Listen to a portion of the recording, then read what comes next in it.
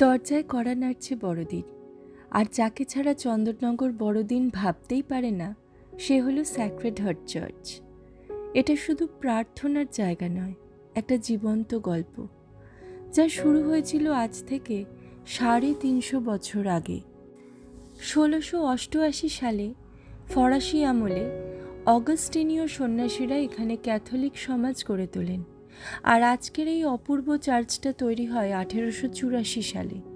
ফরাসি স্থপতি জ্যাক ডুকার্টসের নকশায় তৈরি এই চার্চের মাঝখানে গম্বুজ, খিলান দেওয়া জানালা আর ভেতরের বেলজিয়ান রঙিন কাঁচ, সব মিলিয়ে এক্কেবারে তাকিয়ে থাকার মতো।